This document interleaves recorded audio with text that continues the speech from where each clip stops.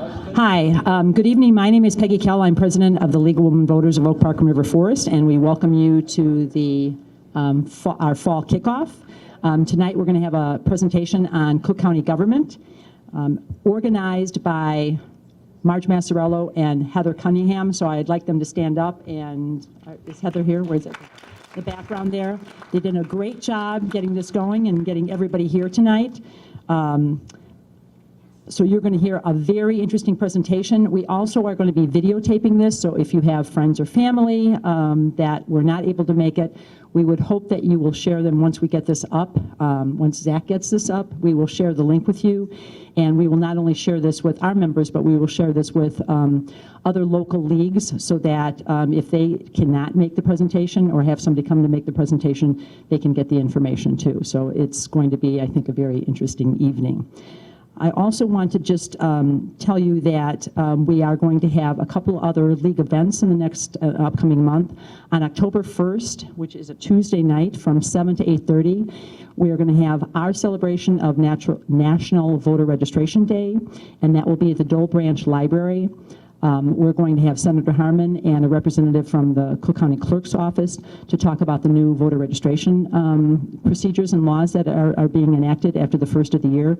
We will also be videotaping that so that we can share that with other local leagues and other people that maybe can't make it for that evening. So put that on your calendar, October 1st. And another upcoming event that we're tentatively involved with is October 23rd, about the Affordable Care Act in conjunction with the Village of Oak Park's Health Department, the Children's Clinic of the Infant Welfare Society, and a couple other organizations. We're still meeting and putting things together, but we do have a date, and that will be October 23rd. And more information will be on our website. If you have any questions or need any more information, please visit LWV OPRF, and our calendar always has all this information. Tonight, our main presenter will be Pris Mims, who is a former League of Women Voters of Oak Park and River Forest member, president, board member, active. She's worked over 20 years in the natural gas business, finishing as an assistant general counsel of Midcon Corp. And she's also, after leaving that, she joined the Chicago Architectural Foundation, where she still is a docent and gives tours. She's very active. Not only is Pris knowledgeable, she is out there doing a lot of things. She, again, was co-president, and then president of the Oak Park League in 2003 to 2005. And it was when she was co-president that she became interested in Cook County and was part of a group that read the Quigley papers at that time. Then several papers from Mike Quigley, who was a Cook County commissioner at that time, detailing a number of recommendations to reform county government. And during that project, the members had the opportunity to meet with the commissioner, Pete Silvestri, to get his views on the Quigley recommendations. Since then, Pris has served on several terms on the Cook County League Board, as well as participating and leading several studies. She is the co-author of the presentation you are going to see tonight. And though she lived in Oak Park for a long time, she moved downtown and now commutes back to visit friends. We also have two commissioners, Cook County commissioners, here with us tonight. I'm going to give them a minute or two to introduce themselves and also share with you why and how they got involved in politics. I always think it's an interesting story to find out how people, what were their first steps. So Commissioner Pete Silvestri, if you would have the honors.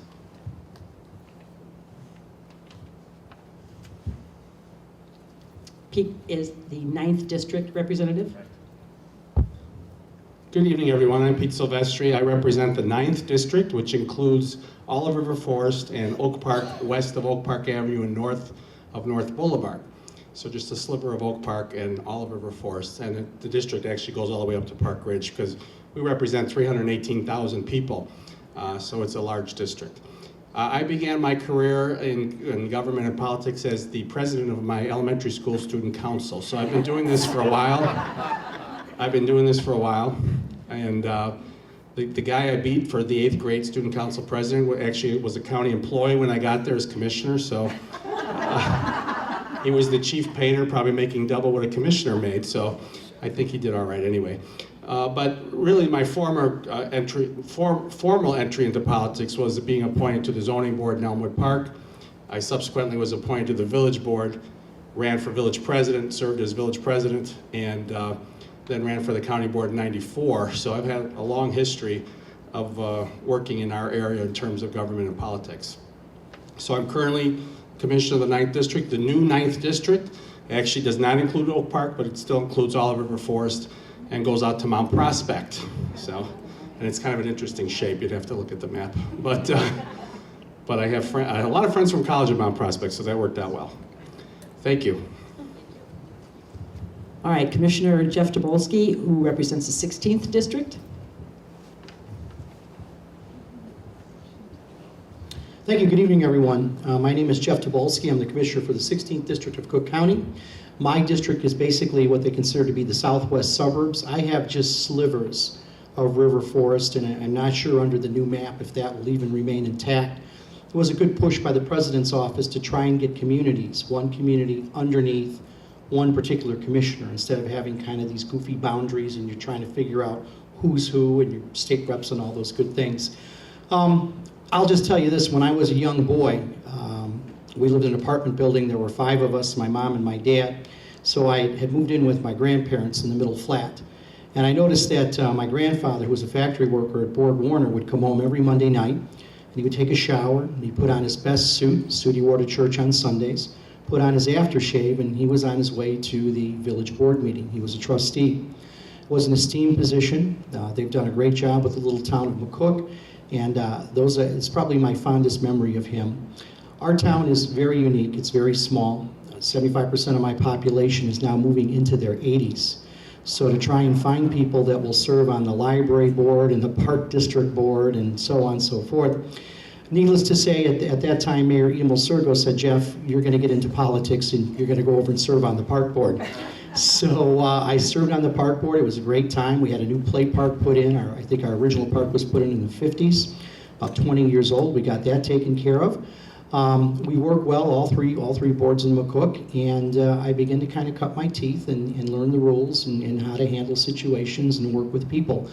I worked my way up to the president of the park district, and then left the park district to become a trustee. And that was really my aspiration, just to do what my grandfather had done. And I thought, boy, hopefully he's proud of his grandkid, because now I'm here looking after the town that he looked after for so many years. My father, through happenstance, had an opportunity to run for mayor, and he did. And he ran unopposed. And unfortunately, in his second term, he passed away. I was doing very well in the insurance industry. I haven't had to have a company car. I've had a company car for like 20 years. And the board, being somewhat elderly and wanting not to have dissension and division in McCook, said, you know, we really like you to think about being mayor. And I had said, hey, any one of you guys can do this. You've been around a long time. You know how things function. But as with most of us, and even, you know, me, I'm 49 now, technology and things, they pass us up. And so they just said, we need somebody that knows how to use a computer and understands what a cell phone is.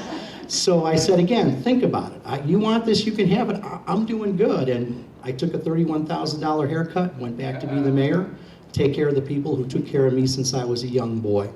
As far as the county board goes, you know, if you haven't heard about Tony Pareka by now, you should Google him. But a number of people came to my door and just said, you know, your dad had a great reputation in these parts. You were friends with people like Senator Don Harmon. This district we think we can put together for you. And it just kept building and building and building.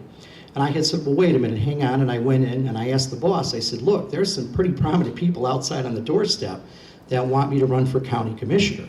And she said, you know what? You love what you do as mayor. The people here think the world of you. Your heart's in the right place. If that's something you want to do, go ahead and do it. So I went back out and I said, boss gave me the okay. So I ran for Cook County Board Commissioner. I didn't know what, you know, I didn't know if anybody knew who Jeff Tobolski was or where the little town of McCook is. You can, if you blink, you drive right through it. But we won. And next thing you know, a kid from a town of 100 people, you know, was serving as the County Board Commissioner. And, you know, keeping my eyes open and my mouth shut and my ears. Guys like Pete have been helping me learn how to navigate. I think We're blessed with the president, Tony Preckwinkle, who's provided some great leadership on that board, does a great job of kind of keeping us all corralled in the right position. And I think, and I hope tonight when we have a chance to talk to you that we're going to hear that you're satisfied with some of the things the county's doing. Lord knows we all got a long way to go, but there are some good things that we've done. So I look forward to talking to you later, and thank you very much. All right, now, just as a note, the index cards that are out there, if you think of a question while Pris is making the presentation, or even afterwards, please write them down. We are going to have a panel discussion with the questions that you generate after the presentation. There'll be the presentation. I think Pris is going to do about 30 minutes of good information here. Then we're going to take a short break. There is our drinks out, coffee and iced tea and treats out in the hallway. And then we're going to come back in and do the panel discussion. So don't leave, get fed, come back, and get set for a really good presentation. I've seen this one. It's really good.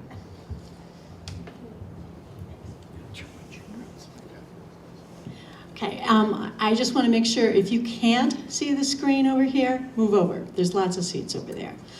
Because I'm not reading the slides. So at least I hope I'm not.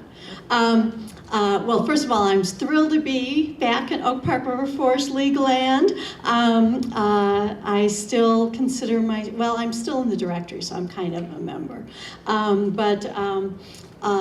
As Peggy mentioned, I've been interested in Cook County for about 10 years now. And so we're going to share some of what some of us have learned over the years and hopefully pique your own interest in Cook County government, which is sometimes the forgotten government here in this area.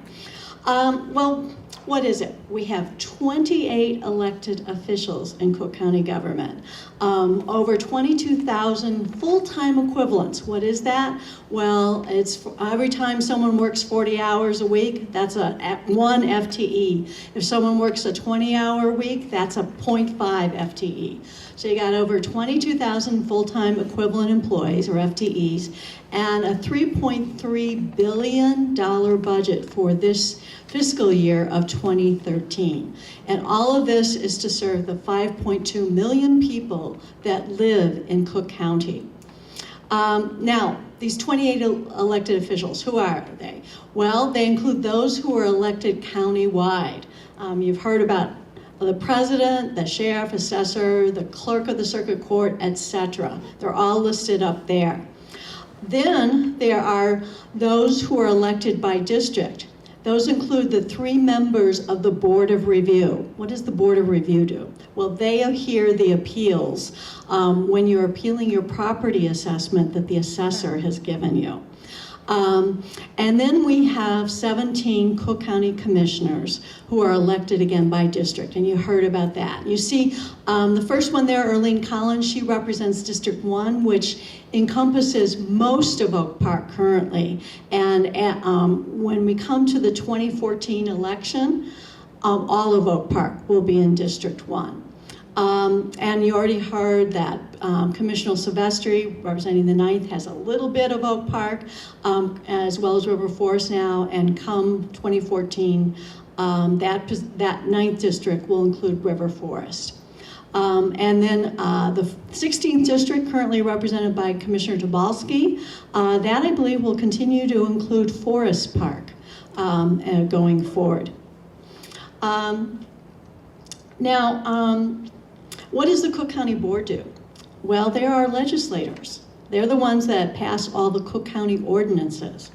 They also approve the budget, and that's probably one of their most important roles.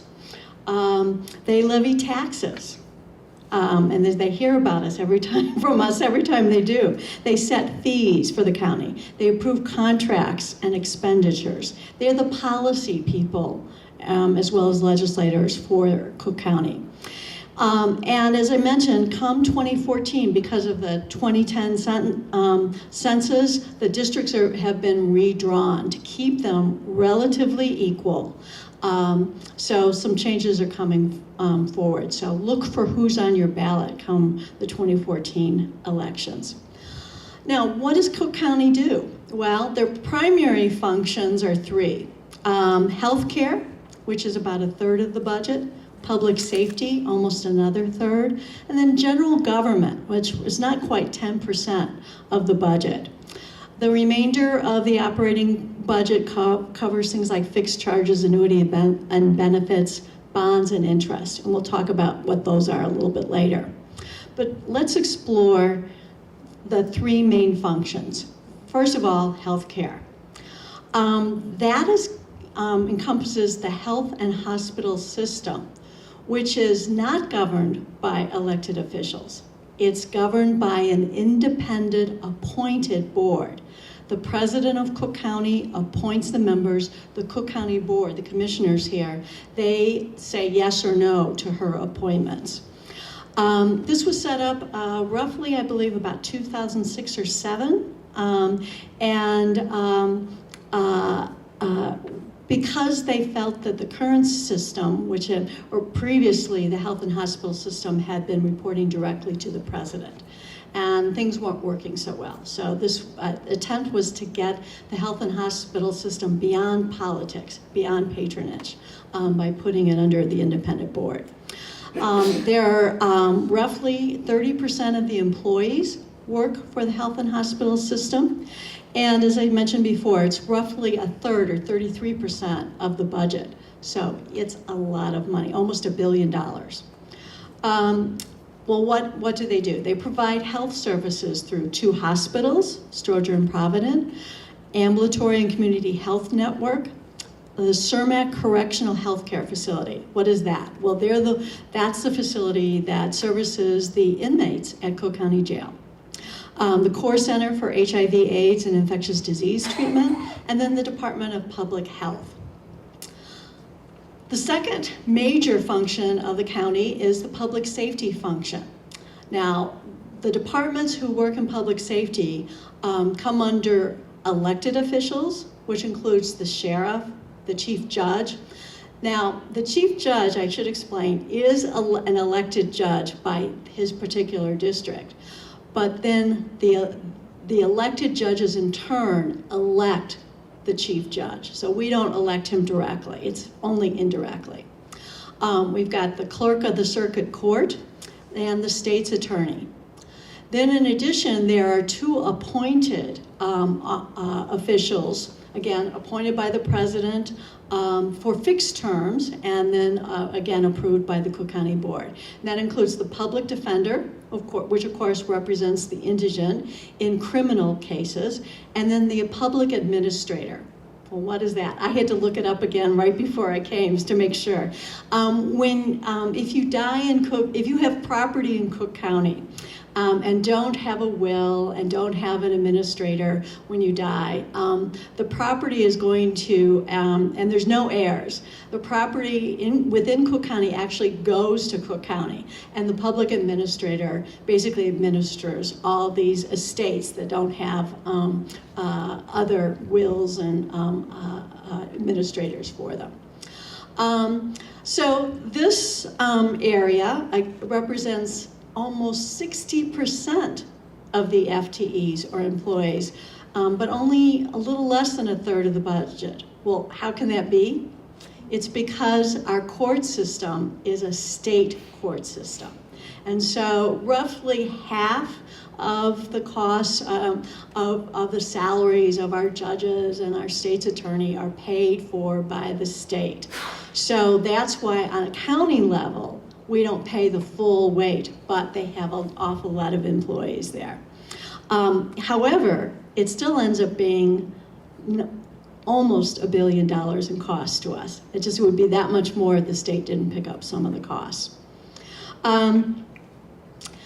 Then the third area is what we call general government functions. This is only about 11% of the total FTEs and not quite 10% of the operating budget. Well, there are 3 main areas under this category. One is still general government, finance and administration. Things like the finance department, the budget department come under this. Animal control would come under this. Yes, there is a Cook County Department of Animal Control. The second area is property and taxation. And the third is economic development, which you can see is a relatively small amount. Well, property and taxation functions, that's always important to us as taxpayers. These departments fall under the assessor, the Board of Review, who again, who hears the appeals from the assessor, the county clerk. Actually, only a small portion of the county clerk's duties come under here. The county clerk is the one that calculates the actual tax rates after taking into account all this other stuff that he has no control over. Then we have the recorder of deeds and the treasurer. They all have input into the system. So you can imagine how complicated it can be. And I know one of the things that President Preckwinkle has worked very hard is to get all of these people to work together. And you may have noticed the last 2 years, for the first time in I don't know how many years, we actually got our second installment tax bills on time. Now, that doesn't sound so good for us as taxpayers, but it's great for our schools and our townships and everybody else who appears on the tax bill, so they get their money promptly and don't have to borrow, which means that some of our tax dollars don't have to go to paying interest on what they're borrowing. So this is all very important that they work together. The other general government functions, including economic development, fall under the president. Now, just a word about Cook County Forest Preserve District. To clarify, this is a separate and distinct government body. They have their own employees, their own budget, their own taxing powers. But what gets confusing is that the president of Cook County government is also the president automatically of the Forest Preserve District. And our Cook County commissioners here are also make up the board for the Cook County Forest Preserve. But they meet separately and distinctly. And they have separate meetings. You wouldn't cover Forest Preserve business in the county meetings and vice versa. But as I said, and there's pluses and minuses to that. And there's arguments all the time maybe that we should create a separately elected board. Of course, that is that many more people on our ballot that we may not know. So that's a little bit of plus and minus. So a couple facts about the Cook County Forest Preserve District. It's administered by an appointed general superintendent, again, appointed by the Forest Preserve president and approved by the Forest Preserve commissioners. It encompasses over 68,000 acres, which is roughly about 11% of the land mass in Cook County. And it includes Brookfield Zoo, if you didn't know it, and the Chicago Botanic Garden. Their proposed 2013 budget, when we were putting together the presentation, we did not have final numbers. We put this together in March. While the budget had already been approved, we didn't have access to the information. So we used all proposed budget information in this presentation. I will tell you the proposed numbers were pretty close to the final in this case. So it's about, in Forest Preserve, it's 190 million versus the 3.3 billion of the county budget. It has only 590 FTEs compared to the over 22,000 that the county does. And the majority of the Forest Preserve funds come from property taxes and fees. Well, that brings us in to the county budget. Again, $3.3 billion. Just to give you an idea though, the city of Chicago's budget is over $5 billion. So this is a large budget, it's a large amount, but there are larger budgets even within Cook County. That's composed of about $2.9 billion in operating funds plus a capital improvement funds budget. This is, however, down from 2012. The fiscal year for the county starts December 1. So we're right coming up to the end of this budget year, and pretty soon we're going to be turning to the 2014 budget. Sources, where does the money come from? of that almost $3 billion in operating fund? Well, you may be surprised to know the majority, the largest chunk of money comes from fees, that 33% in the blue on the right. Those are fees that you pay, like if you're going to get a marriage license, you pay a fee. If you want to record a document, a property document at the Recorder of Deeds, you pay a fee, etc. If you go to one of the hospitals, if you have insurance or money, you will pay a fee for the health care that you get. The second largest amount are the home rule taxes. These are things like the sales tax. And by the way, I do want to mention that when if you're paying 9 or 10% in sales tax, I think is it less than a penny now, goes to Cook County. So most of that is state and local, not county. And then the next chunk is property taxes. But as you can see, it's only roughly a quarter. And I also want to mention that when you get your property tax bill, take a look at it. You're going to see that the majority of the money is not going to Cook County. They may collect it, but they disperse it. And probably in Oak Park, and I suspect River Forest, 2/3 of your property taxes are going to the schools. Cook County, I believe, makes up about 5% maybe of the budget. Depends on of your property tax bill. It depends on your town, so you need to take a look at it, explore where your property taxes are going. And then there's things like grants. Yes, Cook County applies for and gets grants for projects and other things on here.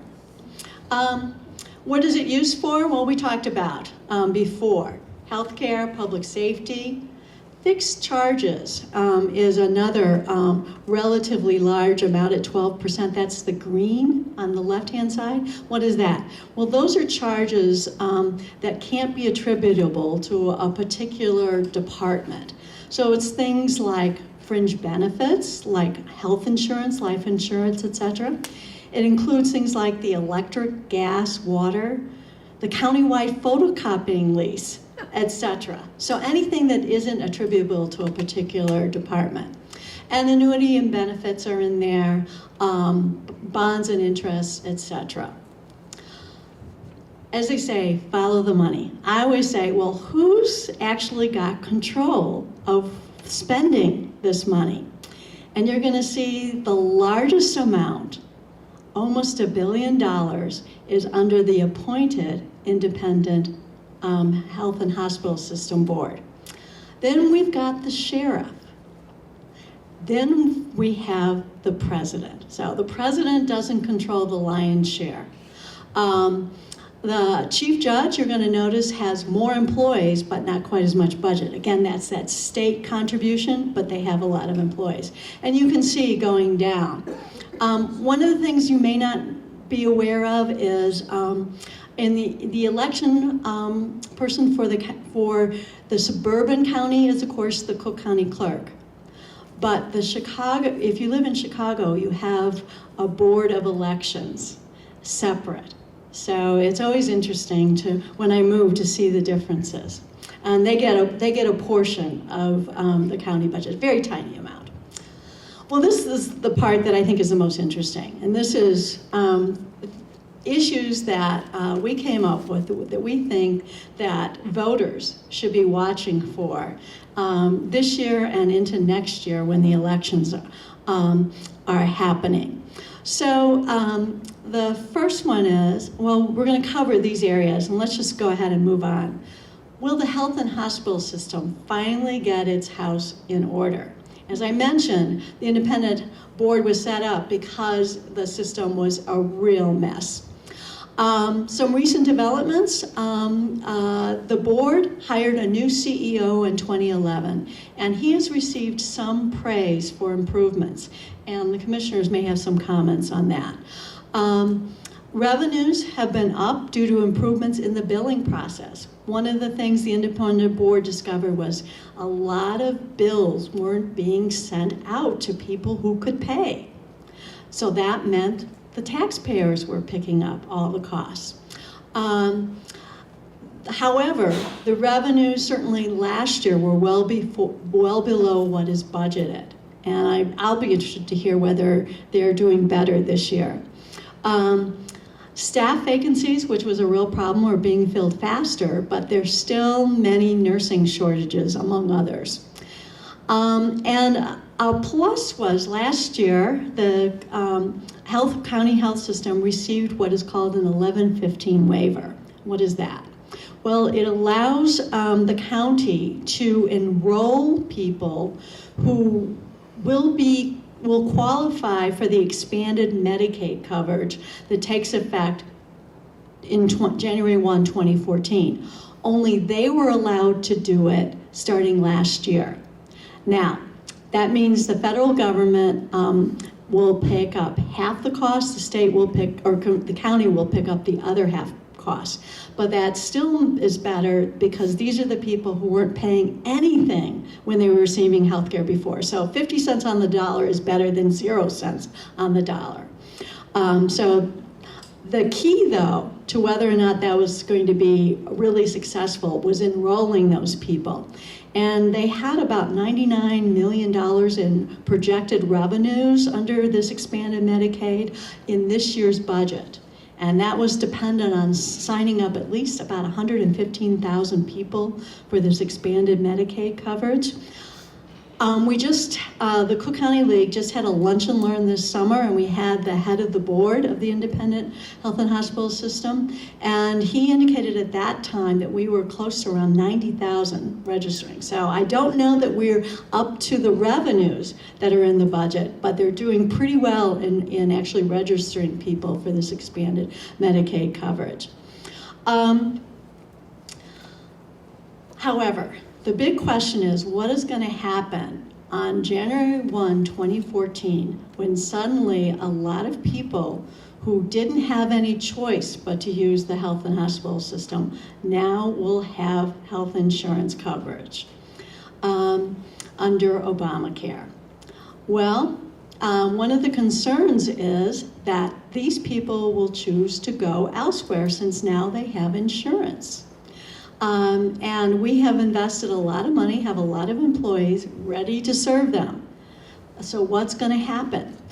The Health and Hospital System Board is very much aware these people are going to have a choice, and so they've made improving care a prime goal for the Health and Hospital System, with the idea of wanting to keep these people who suddenly will be able to pay for the services that have been previously provided without any charge to them, and any collection of revenues for the county. The question is, what's going to happen? And if Cook County Health and Hospital System isn't successful in retaining these people who now will have health insurance coverage, what's going to happen? Will we be able to provide health care for those people who won't qualify? Because there are still people that are not going to be qualified, will not qualify for insurance under Obamacare. Will there be the will to do so? Most counties in Illinois, in fact, I think we're the only county in Illinois that actually provides healthcare services and has a county hospital like this. So we're unique in the county of Cook. Another big topic, will the Cook County jail population continue to rise? Well, I feel sad and pleased that this is another issue. We were right on the money. You may have seen last week in the paper, there was a big headline in the Tribune about the number of inmates at the county jail, well over 10,000 for the first time in a while. Why is that important? Costs. Okay, it costs, the average daily rate for housing someone at the Cook County Jail is $143. The target, in 2011, we had a little bit less than 9,000 a day on average. The county has a performance evaluation program where you set goals, and it's called STAR. Set targets, achieve results. The STAR goal was well under that. and yet for 2012, and yet in 2012 we actually increased the average daily population to well over 9,000. Well, now there are over 10,000 a day. And of course, some of you may remember the problems we had in the past with overcrowding at Cook County Jail. Again, the costs are significant. So the question is, what will be done? And another aspect of this, not just the number of people, it's the number of people whose average stay. And there's a goal for the average stay, and we're well above that. People are staying in jail waiting for trials. And interesting, while reducing the average daily population is a STAR goal applicable to all the public safety departments, the state's attorney, the Cook County clerk, the chief judge, the sheriff, etc. The chief judge has no goals under the area that addresses this overall goal. In fact, he has no goals at all under STAR, because he is electing to say he should not be part of it. His area, because it's the judicial, should not be part of this executive provision. Is that right? And what should happen? Well, again, maybe some of you read the Tribune today or the Sun-Times last week. President Preckwinkle has apparently written a letter to the Illinois Supreme Court asking that they basically send an administrator to come help get the Cook County judicial system in order, and then set up a commission to make recommendations for permanent fixes. Whether or not that will happen, we'll have to wait and see, but it certainly should cause a lot of discussion. And the Tribune, in its editorial page today, supported that. Another area, which is totally separate, is juvenile justice, and what changes are going to take place with regard to this very important area. Currently, the temporary juvenile detention center. This is a facility which is housing youths who have been arrested and charged but have not been convicted. That's why it's the temporary.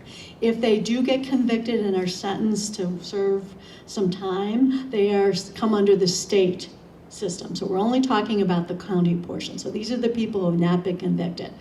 Currently, that facility is being administered by a federal court-appointed transitional administrator.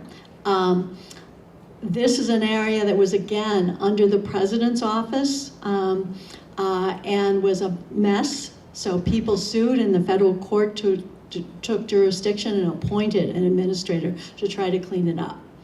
One of the questions, and we've been hearing for, every year in the budget hearings, I listen to the administrator who keeps expecting that he will be turning this over to now the chief judge. There was a change in state law, so now the chief judge is going to have authority over this facility once the federal court says it's okay. So the question is, when is this going to happen? I was assuming it was going to be in 2013. Maybe the commissioners can shed some light on that. I haven't seen anything to indicate one way or the other. But there was also a goal to reduce the average daily population of this facility, again for costs as well as to serve the youths who are being incarcerated there. The point being is that the feeling is they can do much better if they are receiving care and supervision at their community level rather than in this one central place in the county. And again, it will save the taxpayers money if that can be done. Another area, how will the county provide and pay for more effective and useful services? This is something, of course, we all want. Well, the revenue streams have been flat or actually are lower. Like the cigarette taxes, every year the amount being collected is less as people buy their cigarettes elsewhere or stop smoking, which of course is a wonderful thing, but it means less revenues for the county. Will we need more or higher fees on what we already have? will the county board be faced with raising the property tax levy? And that's something they never want to do. I will say the property tax levy really hasn't been raised in over 20 years. So the county level has actually stayed flat. That doesn't mean on your individual tax bills it hasn't gone up or down, because you pay relative to what everybody else is paying in the county. But the total amount being collected has essentially stayed flat for 20 years. I know you look skeptical, but it's true. Well, if you need more money because things are costing more, you got a problem if you can't collect it. So where do you cut? Well, about 77% of all the operating costs are going to pay for personnel costs. So that means if you're going to make any significant reduction in the county budget, you are going to be cutting personnel. And so the question, what impact will that have on services? Not to mention on the people themselves who are being cut. So one way to try to deal with this is to improve services without costing more money is the performance evaluation system that President Winkle has come up with, the STAR system. Again, set targets, achieve results. They set cross-departmental goals. So all the public safety people come under, they have their area goals. They also have department goals. And it sets up the goals, then specific measures and targets for those measurements. So one of the questions is, are the goals and measurements appropriate? If the goals targets are met, what is the reward? If they're not met, are there any consequences? And one of the things that I'm hoping in this year's budget hearings, that I'm going to hear a lot of questions about meeting targets from the commissioners to all the department heads. I didn't hear a lot last year, but it was still a relatively new program. It's been in effect 2 years. But I think the county commissioners can do a lot to impress the various department heads and elected officials that it is important to pay attention to this. So what is the Cook County League doing? Well, we're working to improve transparency and effectiveness of county government, just as all the local leagues do the same thing on their levels. And we do that through education and advocacy, just like any other league. So we observe the county meetings, we report on them, we study issues. We're studying the STAR system right now. We advocate with our elected officials, and of course, we provide information to citizens, such as this. So how can you follow Cook County government? So I'm not trying to just give you fish, I want to give you the fishing pole so you can catch your own. First of all, our website on the Cook County League, we have a website and a blog. The blog is for our observer reports. They're a little different than a lot of observer reports. We try to pick just the highlights, and they tend to be a little more chatty, not a lot less like minutes, I think. So take a look at it. It's just Google Cook County League of Women Voters, and you'll get there. There's traditional media. Newspapers, news websites, and television. And not only the commercial stations or the news programs, but Cook County government itself has a channel. If you all have Comcast in your home, even if it's the most basic service, you have channel 900. That is the Cook County channel. And you can watch these commissioners in action. And every day they will have a county board meeting and I think a forest preserve meeting, the last one that was held. And they also have other information things. On the county government website, there is actual schedule, so you can find out when they're going to start doing it. You can also, on the county's website, watch the meetings live, or they have an archive. You can go back and check on those, as well as other things. And I really recommend you take a look. Again, you don't have to remember this. Just Google Cook County government, and it will come up. So there's a lot of information out there. The this is more information on the secretary of the board has information on all the archives. And then if you go to the Cook County Clerk's website, you can see the various maps of the new districts of the county, for the Cook County Board Commissioners. There's some other things on the websites, including the STAR. If you want to take a look at the STAR reports, they come out every quarter. You can see what the targets are and what the actual results were. You can also take a look at the budget information. So there's a lot there. And they also have organization charts, thanks to the Cook County League. That was something that we lobbied hard with President Preckwinkle, actually starting with John Stroger and then Todd Stroger, and we finally got it under President Preckwinkle. So that will give you an overview of the county. And here's an example of the chart, and you drill down and look at actual individual departments. And as you'll notice, the top, everyone reports to the citizens of Cook County. That's us. Looking forward, we've got the 2014 primary and general elections. And for sure, the primary is very, very important. Up for election are the president, sheriff, county clerk, assessor, treasurer, and all 17 commissioner seats. So that's the end of my portion of the presentation, and I'll be interested to hear what the commissioners have to say. Or did you want to take a break? No, great. So Commissioner Silvestri, you're closest, so why don't you start?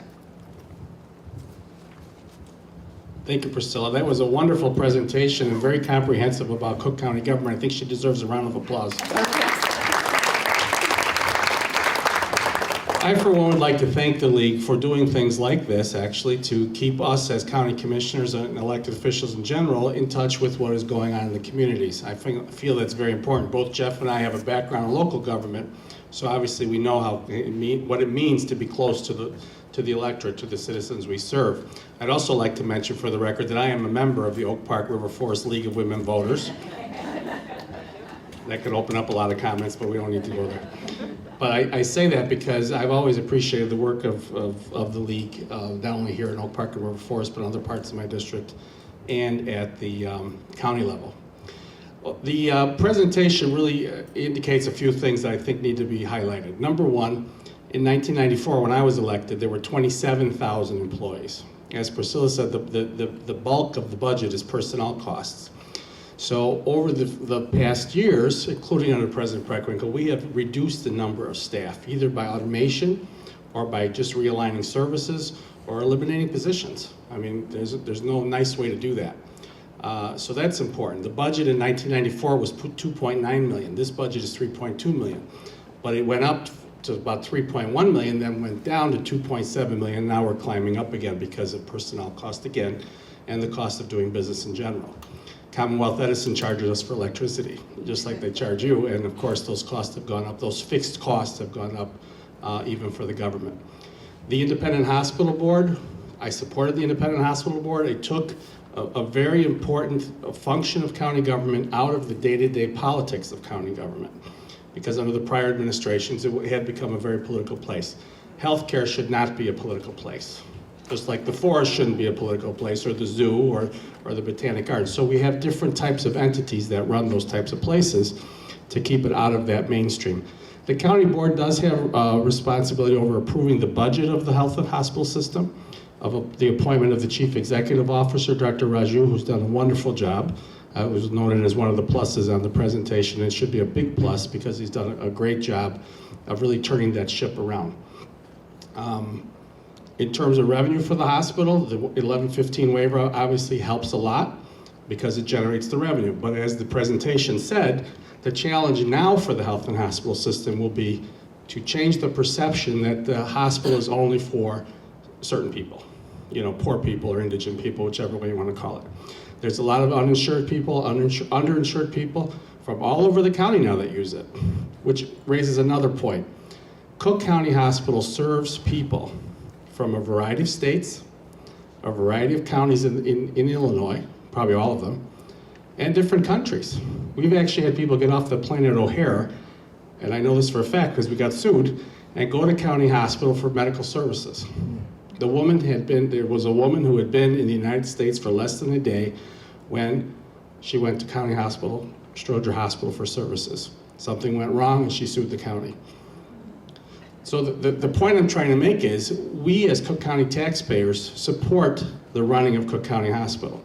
I've proposed in the past, I continue to propose, that the state has a responsibility to help fund care for the indigent and underinsured that come from outside of Cook County. If you want to go to Oak Park River Forest High School and you don't live in Oak Park or River Forest, you can go to the school there, but you have to pay tuition. If I am a person from DuPage, for example, who needs this care, I would never say refuse care to anybody, but DuPage County should pay for that care. And we've been unable to convince the legislature that this is an important thing. And it's not to be callous to anyone, because I'm not. It's just that, like any type of funding situation, if you're using the system, you should help pay for it. And Cook County Hospital, Stroger Hospital, is more than just a Cook County hospital. It's really a regional hospital. Because as it was mentioned, there are no other public hospitals probably in the Midwest. I think you have to go to Houston and Dallas. You know, Parkland Hospital in Dallas, where President Kennedy was brought, is actually a public hospital like Stroger. Most people don't realize that. So those are the main points that I just wanted to share with you on the presentation. In terms of the Forest Preserve District, the Forest Preserve District is a very important part of our area. Obviously, the administration is here in River Forest, and we need to continue to develop the Forest Preserve District for the use. There's competing views there all the time. Is it a recreational facility or is it a forest? Well, in 1914, 100 years ago, when they created the Forest Preserve District, whether they did it on purpose or not, they created a system where it is recreational and a forest. So we need to improve our facilities so that people use these facilities. We've just done that with the building at the Thatcher Woods at Chicago and Thatcher Road. I don't know if you've seen it. There's a building to the north that was totally remodeled. We had our Forest Preserve meeting there. I was unable to attend due to death in the family, but we had the Forest Preserve meeting there, and it's a beautiful facility, and they're going to use that for community groups, and I hope the League of Women Voters gets some usage out of the building too, because it's a beautiful place. So, I think that was the main points I wanted to cover.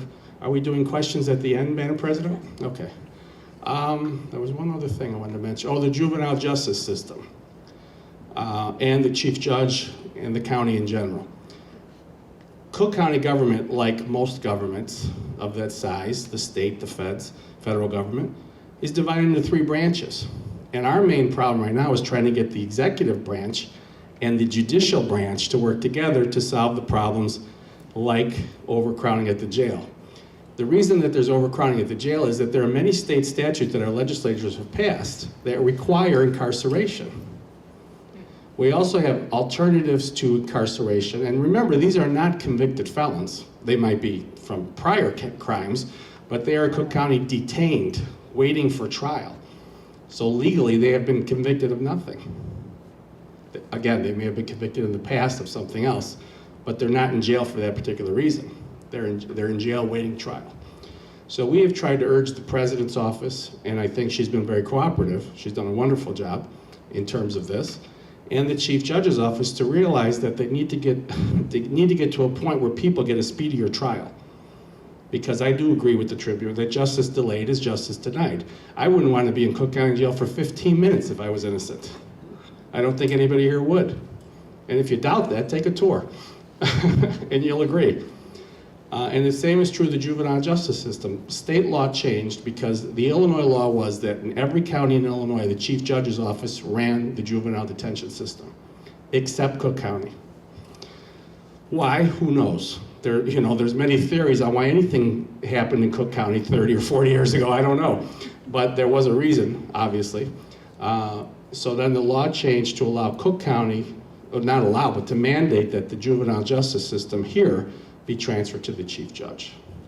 So there's a lot of issues going on with the chief judge's office, a speedier trial, the juvenile justice system, alternative means of detention. Many counties, including this one, use ankle bracelets, for example, to keep you home all day long.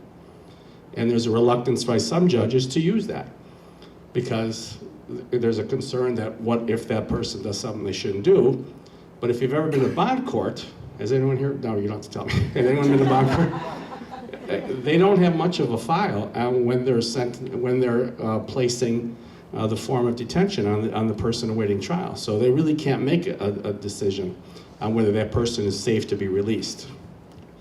Plus, you have to realize Cook County Jail today is the largest mental health facility in Cook County, not Cook County, excuse me, Illinois. There is a large number of inmates there, or detainees as we call them, who are there because of their mental illness. There's also another large percentage of people who are there for petty drug crimes. If you get arrested for possession of a small amount of marijuana and you can't make bond, you spend the night or more at Cook County Jail awaiting trial. Should people use drugs? No, of course they shouldn't use drugs. But if someone has a small amount of marijuana, for example, are they going to pose a threat to the public if they're in some other form of detention? I don't know the answer to that. I'm not a psychologist. But it certainly has to be reviewed because we're putting so many people in Cook County Jail that don't need to spend the time there. They may end up spending the time in a state prison. That's different. You've been convicted. Whether right or wrong, that's our system. So that's about it, I think. Is there any other point that, did I talk too long? When I'm at the county board meeting, I turn around and look at the league, and if they look like they're asleep, I stop talking. Thank you very much. I look forward to your questions. Jeff Tobolski, my colleague. Well, you never want to be the second guy in line because, everybody is truly going to go to sleep now. But I commend you on your report because it is very, very much on the mark, everything that you say there. And I can tell you're very in tune with the president and her policies. Her policies are obviously the policies that are presented to the board. I just want to talk a little bit about roles and responsibilities. So everybody saw Mr. Smith Goes to Washington, and he stood up on the floor and he demanded change, and in that great movie, change came about. That's not necessarily how government works. The president has a complete administration that works for her. She has many bureaus.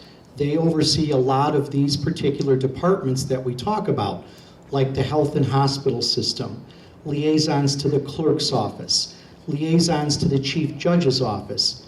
But at the end of the day, in a lot of these areas, we have no authority other than what we are elected to do, and that is to be fiduciaries on your behalf. It is our responsibility, number one, as I like to say, to fight to see some of our tax dollars come back into our districts. That was not always the case. And I think Pete and I will agree that one of the things we fight the hardest for is the battle between the city commissioners and the suburban commissioners. And if you don't think that there's a disparity there, then you need to wake up and start watching Channel 900. Every day, little amendments, little things are put through, and the first thing that the two of us will look at is, who's paying the bill here?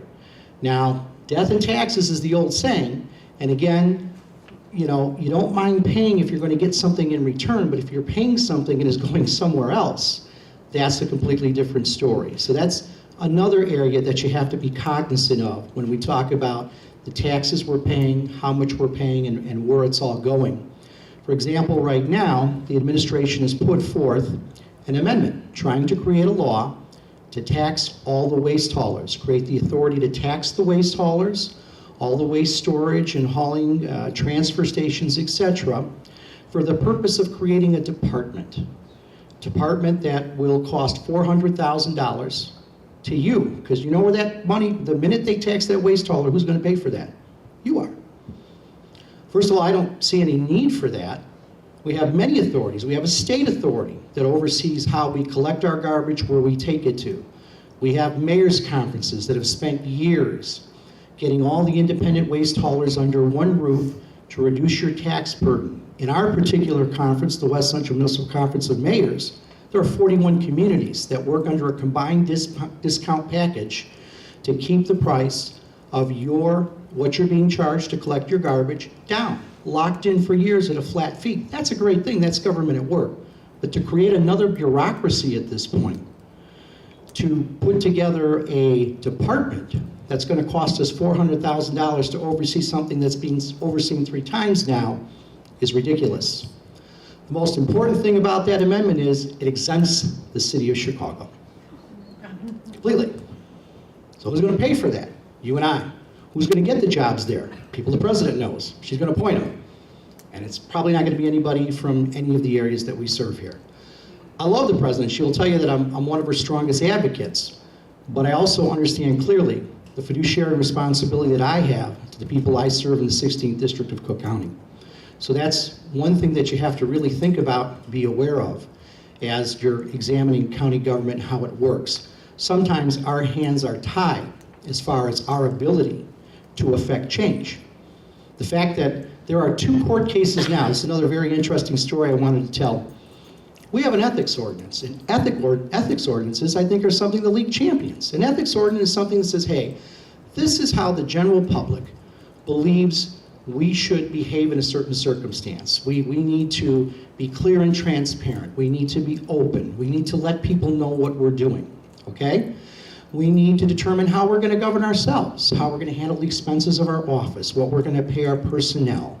All of these things are good things, okay? And yet, when we try to impose this upon our separately elected officials, which we talked about up here, they are now suing the county and saying, that doesn't matter, that doesn't count. So we sit on the litigation committee for the county. We have now received our 2nd lawsuit by an independently elected person. The first one is the assessor, Joe Barrios. I can't remember who the second one is, but he's basically suing the county saying, your ethics ordinance does not apply to us. And I gotta tell you, it's probably true because he's separately elected. He is separately elected. I disagree with that, and I wish he would have just said, hey, that's good government, I'll adopt that, and we'll run my office this way. But, you know, those are some of the things. You can see the difficulty it is in the commissioners trying to govern, trying to get these folks beyond the office of the president and the people we control that actually work for the county to do anything. So it's a very interesting dichotomy down there, and you know, one heck of a learning experience for me. But just to comment on a few things here, not to be redundant. As far as the healthcare system goes, Dr. Raju, yes, was hired in 2011. He came from the New York City public health system, which was in dire straits, much like the Cook County health system was, and he did a fantastic job. He was just nationally recognized last month for the work he's done so far in the 1 year he's been in Cook County Hospital. He goes to work every day. He looks at every operation there for efficiency. How can we do it better? How can we do it leaner? One thing I wanted to point out about the hospital budget, because I think there's a little confusion here. Is the hospital budget $1 billion? Yes. Are you responsible for that? No. You're responsible for $125 million of that. That's it. When I took office in 2010, the subsidy the hospital asked the taxpayers for of Cook County was $480 million. Under the president, and with the help of good people like Dr. Raju, this year it is 125. He has plans, maybe we call them a dream, but everybody, it's great when people have goals and they're ambitious, because a lot of times those results to completely eliminate the subsidy on the Cook County taxpayers. And that's a great thing. There are 2 things that the county does, and you hit the nail on the head: public safety and public health. And if you don't think you need that in a community or county of 5.2 million people who live literally on top of each other, then you are mistaken. I mean, they are very, very important services. All the stuff we have to do, I pay taxes just like you do. I open up my tax bill and I cry. But I'm glad we have a public health system. You don't see the amount of times that we had a hotel in Chicago last year where we had Legionnaire's disease. Cook County Department of Public Health found it out like that. Hotel was shut down. I actually did a golf outing, got a gift certificate to go stay there 4 months later. So maybe that little insider information helped, but these are the things, you know, we're so quick to be angry with government, but if you just stop for a second, take a breath, and you look at the information you're being presented here, which is fair and actual, and you ask yourself, you know, am I receiving a fair shake? I think with county government, the answer has to be yes. It's a lot better, as Commissioner Silvestri says, than it was. So, Cook County Cares, just one idea that Dr. Raju had, which I found very interesting. we'll have a large portion of people under Obamacare, good, bad, or indifferent, that will say, I'm going to take the $5,000 penalty, okay? And I'm gonna pay that, because that's cheaper for me than getting into one of these exchanges. Raju's idea, which I thought was great, is let's go get those people for $4.25. Let's get them for $375. If we can get somebody to come in here for $3,750 and we can insure them, we'll get to 125,000 people. Will it work? We don't know. I don't have a crystal ball, but it's a darn good idea. It's a great way to continue to bolster that number. Correctly, the number I had, and I had just toured the hospital about 3 weeks ago and sat in a budget meeting with Dr. Raju, is that they needed to get to, I think it's 125,000, and the number I had was 89, 90,000. But it's good. It's a good number. I expected to see 60. That's the way the county used to perform. But under the president, great guys like Dr. Raju, getting the right person for the job, we're kind of where we need to be. The jail. So, other than the Metro Board picks, which are in the newspaper every day, the county jail, it's a problem. I've never seen, I mean, you know, Pete and I, we're both mayors. I'm still a mayor. I have 5 department heads. They work together. They really do. You know, if somebody comes to the table and says, look, I'm really angry about this and you need to change this, okay, I'll change it. Doesn't happen at the county.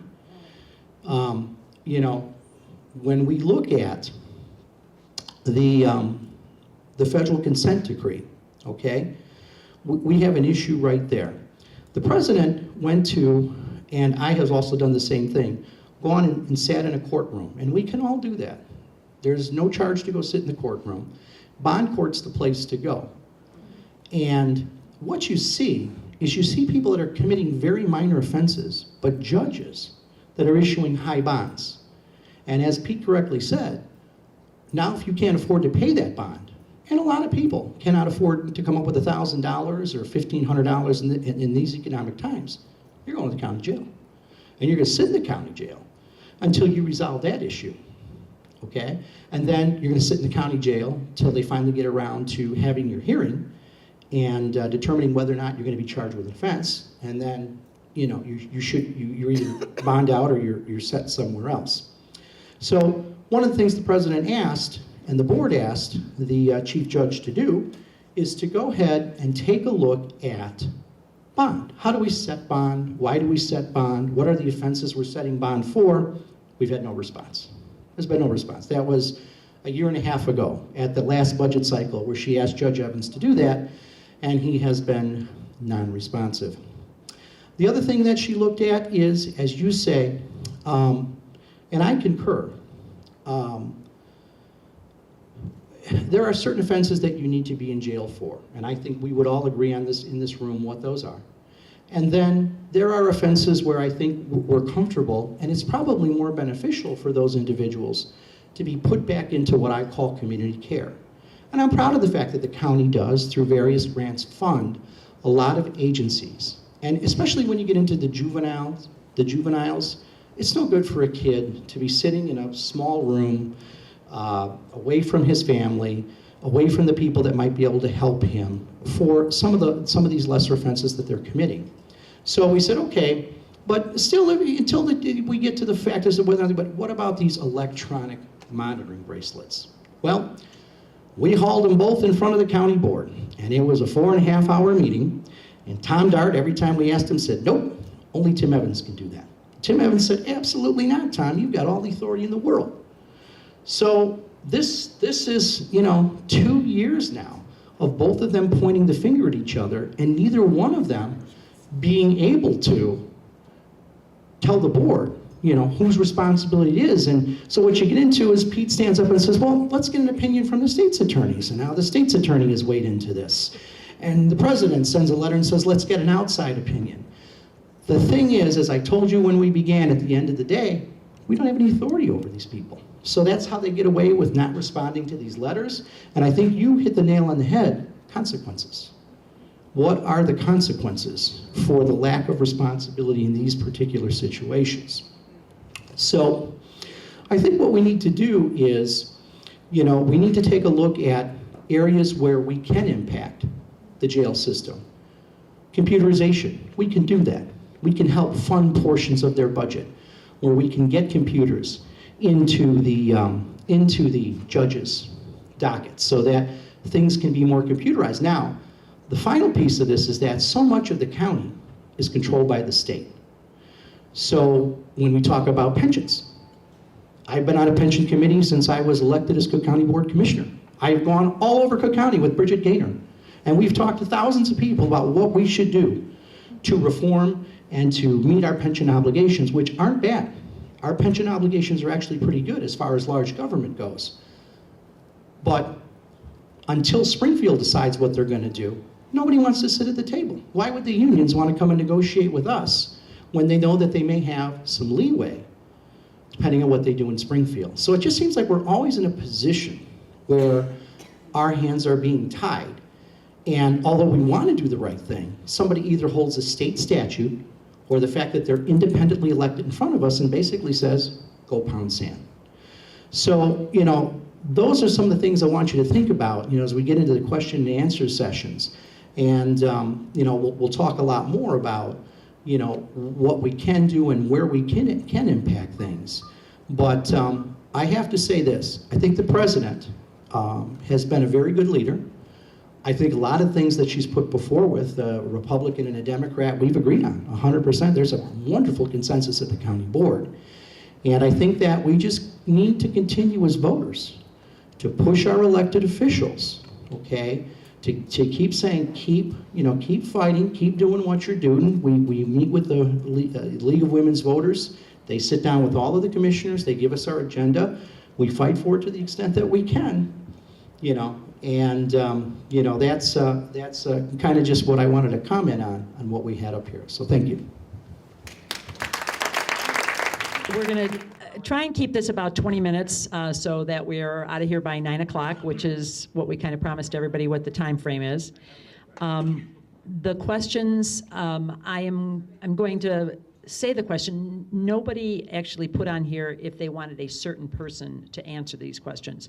So I am going to give the question and then let the panel decide. And again, if all three of you want to do that, or if you want each to give a little input, thank you. You know, or one of you take it, that's fine. We'll try not make these too difficult, but give you a little bit more information. The first question is, how much leverage does the budget process give board members over the independently elected officials, like the assessor? Sounds like my question. There's an old adage in government, and I used it a few minutes ago, that the power of the purse controls a lot of things. And since the county board has the power of the purse, the budgetary responsibility, and something that I often bring up to elected officials is, right, your office does the most important thing in government, and you need all this money. Will you get up at the next time that we have to raise a tax and propose that they raise the tax, that we raise the tax? And the answer is always no.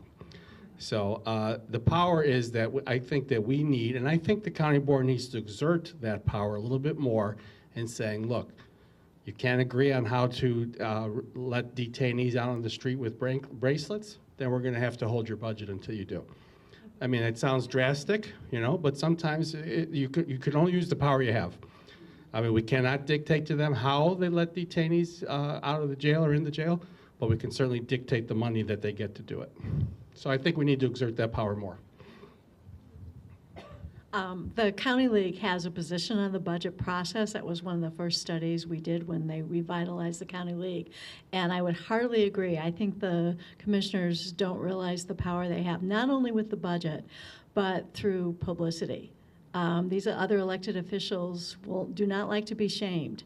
And so one of the things the County League has been doing for the last 8 years or so is trying to encourage the commissioners to be a little bit more forceful in the budget hearings as well as throughout the year, because budget matters come throughout the course of the year.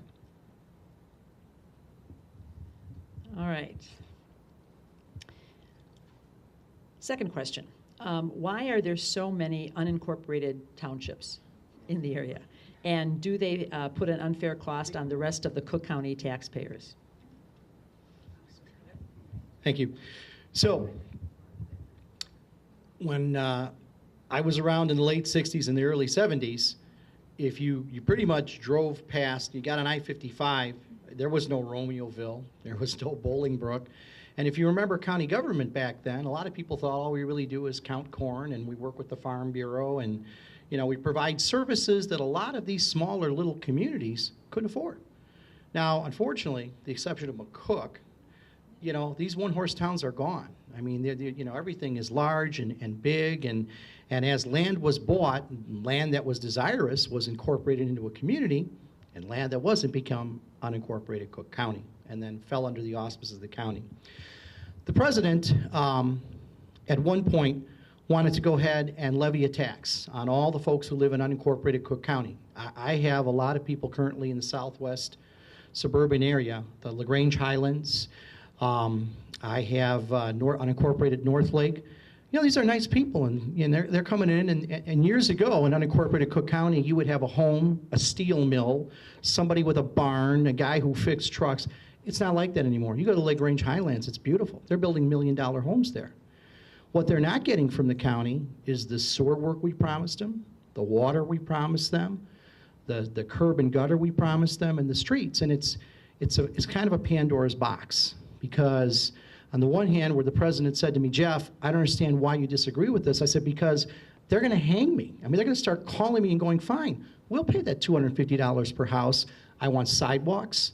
I want these streets curb and gutter. I want sewers. I'm not using well water anymore. And I think the president quickly realized that the $250 would be a drop in the bucket compared to the expense the county would have to spend when these people grabbed their pitchforks and their torches and came down to the county building to see us.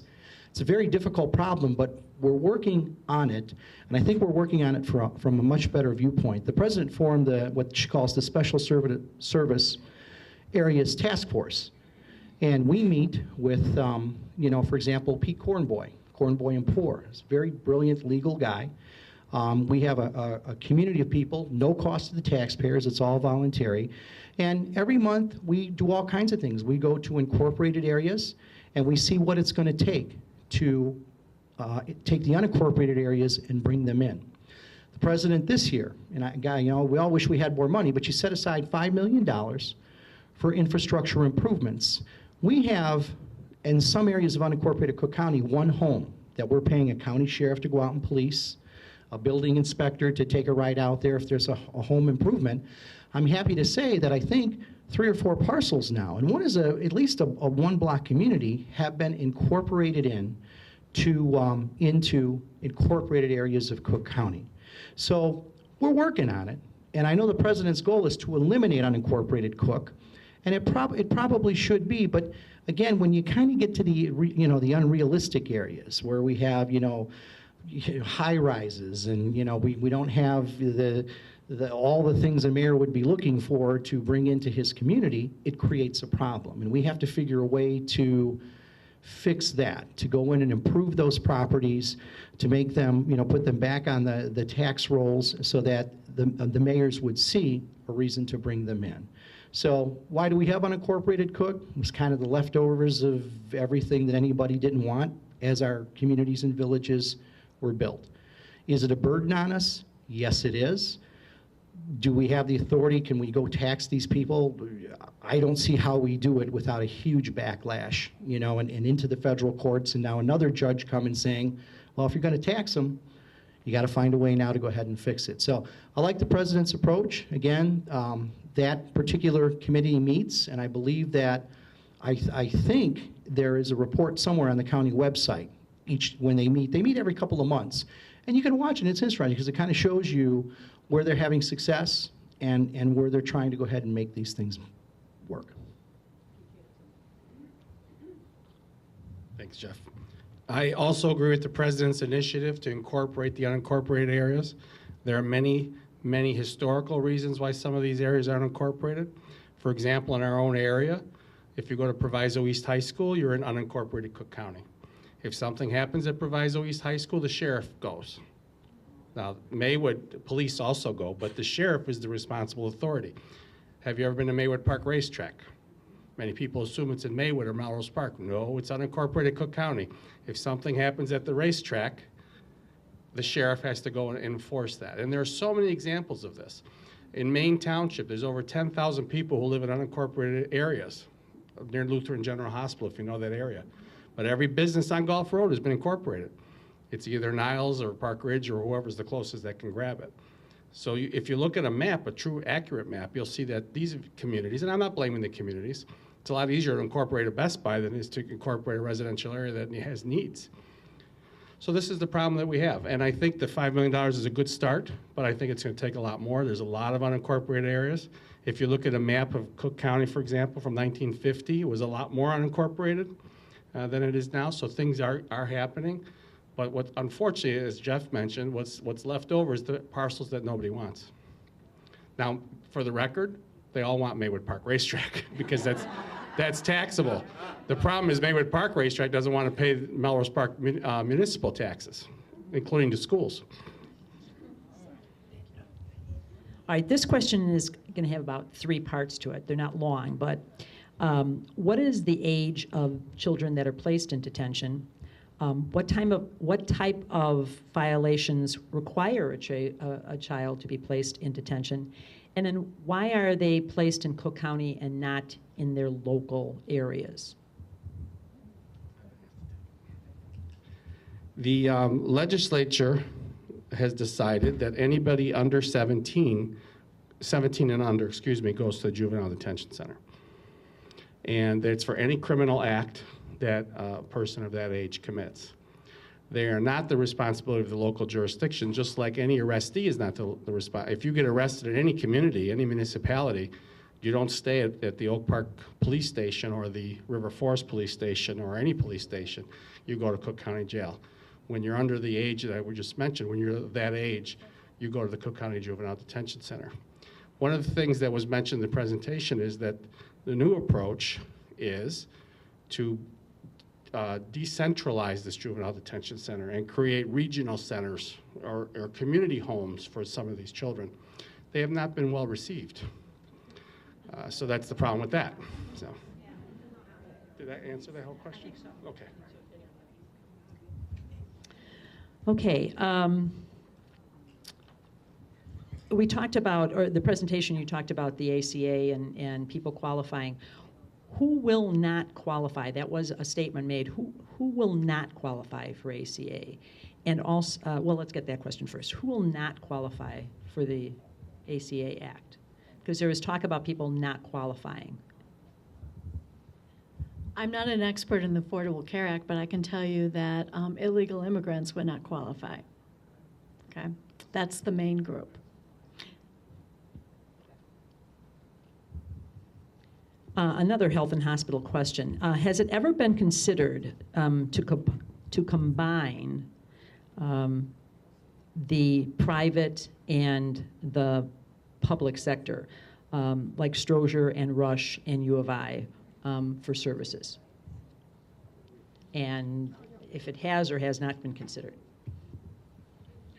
So why do we have a public health system? Because the state statute, and that's kind of another thing we want to touch on here. You know, a lot of the impasse you see in county government is controlled by the General Assembly. And we know what a mess it is down there, okay? So at least I can say, you know, for what I make as a commissioner, and again, we have a long way to go. I mean, we could all come up with a number of things that the county could do better, could change, could do right, but at least we try to go to work, and we do solve problems. We've got a lot of instances, as we said, where the Stroger sales tax, it's $400 million saved to the taxpayer. The county deficit, when we started, $480 million, it's $126 this year. The health and hospital system, $430 million. Less people going to work every day. But the general legislature said at some point, although we're responsible for public health, we're going to create a law, and that law is going to say that, and what's the size, Pete? Any county with more than how many residents? It's a huge number, but it's Cook County. There's no other county as big as us. It has to have a public health system. So that's how the public health system got here. We're stuck with it. It's not going to go away. We can't combine with other hospitals. They don't want to combine with us, And I agree with the president when she says, she says that, I'm one of the people that believes that the best thing we can do in government is help the people that are about to fall through. not a handout, but a hand up. And I like that when she says that. And that's kind of been my focus in county government, to support the systems where we're helping people get back on their feet and back into society and non-dependent on government, because that's going to help us in the long run bring the cost of government down. So, you know, there's a lot of folks that we continue to help. Again, 3 weeks ago, I was to Stroger Hospital. I went, you know, there's 8 or 9 floors there. I went through every floor. I met beautiful people. I can see that they're better trained. The customer service focus is there. We talked a little bit about that. There's an ambition there. They're excited. Now, maybe there wasn't a general amount of attention to commissioners here. Everybody dummy up. But it was nice. They're really, really working hard. So I don't think there's ever going to be a day where, you know, the Cook County health system is going to go away. I was pleased, and I want you to note that with the old Cook County Hospital, we just entered into agreement with what they call the medical district there. And they are now going to explore ways that we can rehab that building. It's been declared a national landmark, so we can't bulldoze it down. I wasn't there when we did that, you know, but you know, and John Stroger, in a lot of ways, he was a good guy, so I'm not taking anything away from him. But you know, we've got 2 hospitals now. We've got one that works very well, and we've got one that's vacant. And there's a lot of work that needs to be done there. What are they, $140 million worth of work that needs to be done? That's in a TIF district. And if the medical district accepts it, we can save the taxpayers some money by using the TIF increment that's available, that's used all over the city of Chicago to bring Miller here and this business and that business, to refurbish that building. And hopefully, you know, the cost will be shared then with the medical district. And I think they're talking about moving the administration from the hospital at some point over there as well. So, you know, to answer your question, do any of the private sector hospitals want to combine with us? Absolutely not. They know about the state law. It's not going to happen. But we are trying as hard as we can to find creative ways to make that health system work for you. We didn't practice this, I promise. The old county hospital, I was on the board when we passed a resolution, much to the chagrin of the administration, to save the building because the plan was to wreck the building. And it is about $140 million to renovate into offices. When they built Stroger Hospital, they decided not to spend money on new offices. So the offices are on Polk Street at an old college of nursing that the county used to run that's been condemned since the 60s. If you drive by there, it's the building with all the window air conditioners cooling the place, which I know is not energy efficient. So that's why we try to save the hospital. We do not have the authority to merge with other hospitals, but we do have many cooperative agreements with Rush and the University of Illinois, St. Anthony's. Used to be Bethany, if you remember Bethany on the west side. And there are many others too, but those are the ones that come to mind.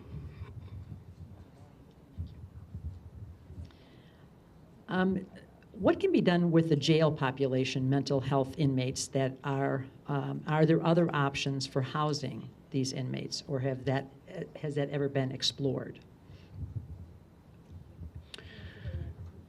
So I was pleased to see that Governor Quinn announced a few days ago that he's going to commit $25 whopping million to the mental health problem we have in the state of Illinois. We all see the newspapers. There's a lot of folks that are living on the edge. I mean, they're barely making it. And, you know, all of us, knock on wood, we seem to be in good health and good fortune. Our kids get on our nerves. We get to our breaking point. So you can imagine the type of people that are out there that really need care. What the governor doesn't realize is he's the guy who cut mental health in the state of Illinois. And I'm a Democrat saying that, but he did. He closed all the mental health clinics. So where do these people go? Where do they go, Pete? Over to the Cook County Jail. So now, and I don't know what the figure is, and then please don't quote me on this, but a percentage of the people staying in the county jail they're just there because they're mentally ill. And nobody knows, where do we send them?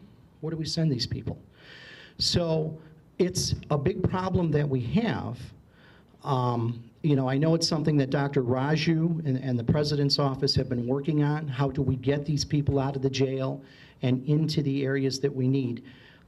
I'm in the southwest suburbs, so I have areas like Hinsdale and LaGrange, communities that you would think, you know, that everybody's just got to be sunshine and roses there. But they're not. In the middle of downtown LaGrange is LaGrange Community Nurse. providing health care and mental health services through pillars for the underinsured, the uninsured, the folks that just can't find it anywhere else. And let me tell you, right now, there were CEOs that were making $600,000 3 years ago that they're not making any money. They're uninsured. So it's a real problem, the stress on our healthcare system. But it's nice that we fight for the federal and the state grants to fund programs like Community Nurse, Pillars. I'm starting to see these agencies open up again, you know, and I think that it's probably the direction we need to go in. The more that we can get help to the folks in our local communities that need it, where they can go to, they can actually get to the clinic, they can receive the treatment, they can follow up. There's somebody in the community keeping a track on these people, the better off we're going to be, because it is shameful. You know, when I heard that as a county board commissioner, like, you got to be kidding me. So these people aren't even criminals, and they're in the county jail because they can't find mental health services anywhere else. All right, our last question will be about the juvenile detention centers. Are there judges, and actually the whole court system, are there judges who the chief judge cannot or will not put in a courtroom, and do we know how many? And also, this is kind of just does the juvenile detention center have a school for its residents?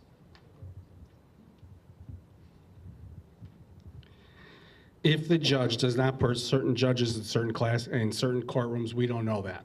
We've never been advised of that. I mean, you know, there's reality and there's gossip, and where's the truth? It could be somewhere in between.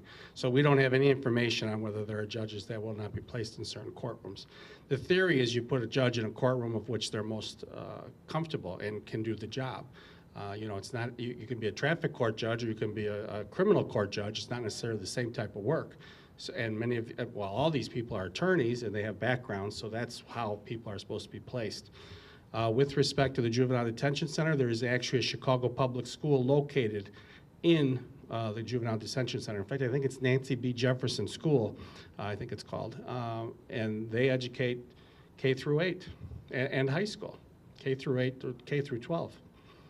Not K through 12, I don't think there's 5-year-olds in the Juvenile Detention Center, but it's an elementary school and a high school. Yeah, just to follow up, because the Cook County League has sponsored visits to the school. I will say the vast majority of the people who spend time at the Juvenile Temporary Detention Center, very temporary. We're talking a couple days. So yes, they go to school while they're there, but it's not there for very long. There are some who are in for longer periods, but the majority of people really are, unlike the county jail, the temporary detention center is for the most part temporary. All right, well, I want to thank our three panelists here, Pris Mims, Commissioner Pete Silvestri, and Commissioner Jeff Tobolski, for a wonderful evening, very informative, and we really appreciate your time.